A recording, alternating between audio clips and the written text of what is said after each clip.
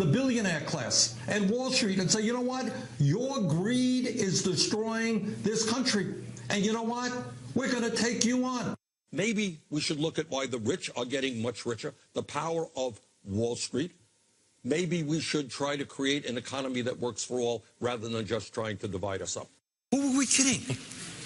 The business model of Wall Street is fraud. That's what it is.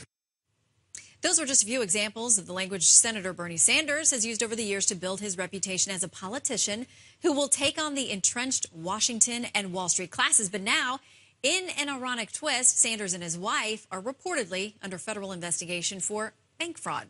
Investigators looking into whether Jane Sanders falsified loan documents while in charge of a now-defunct Vermont college, and whether Senator Sanders may have used his political influence to help her. Here's the senator dismissing the charges last month. This implication came from Donald Trump's Vermont campaign manager, from Donald Trump's campaign manager in Vermont.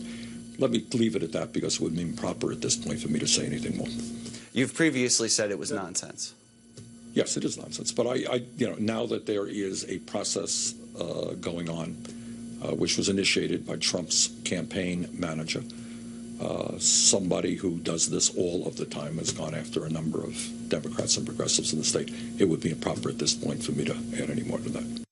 Joining me now, Karl Rove, former Deputy Chief of Staff to President George W. Bush and a Fox News contributor. Right, Karl, good evening.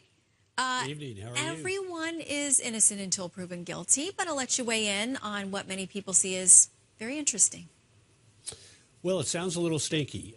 In 2004, Mrs. Sanders takes over a very small college in Burlington.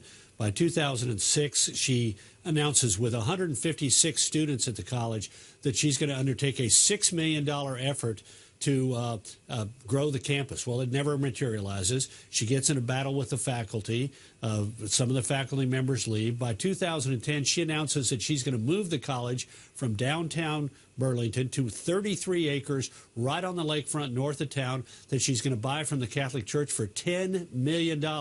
She gets $6.5 million borrowed from the state agency, $6.5 million from the Union People's Bank. Gets a nearly $4 million second mortgage from the Catholic Church. And she does this by saying that she had $5 million in likely donors and $2.4 million in sure donors. And it turns out that the records of the college show that she had less than $700,000 in a contribution from all sources during the time that she claimed that she had $7.5 million ready to go. In fact, several of the people who had pledged money, the largest single donor said, I will give the college $1 million upon my death. And they counted that as coming in the door very soon in increments. And the woman, when confronted with what Jane Sanders was saying about it, said, that's simply not true. I never made that promise. They asked me to sign some papers, which I refused to sign, and I was going to give them the money upon my death. So we have Bernie Sanders in trouble because the allegation is that he interceded with the officials of the union, the People's United Bank, in order to get the loan. And Jane Sanders is under the microscope because she apparently lied on the documents both to a state agency and to a federally chartered bank. So we have Bernie Sanders, who is a man of the people. He nearly became the Democrats' nominee last time around. I mean, he won 20+ of contest, of the primary contest, and he's preached continually against the wealthy. You heard him in the sound bites there. We know he owns 2 or 3 houses. I mean, he's done pretty well.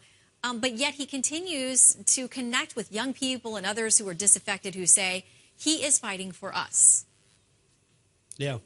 Well, look, they forced his wife out as president of the university, and a few years later, burdened by all this debt that she had run up, it went bankrupt. It no longer exists. But she left with a $200,000 package, severance package, and she was paid $150,000 a year at the beginning when they had 156 students.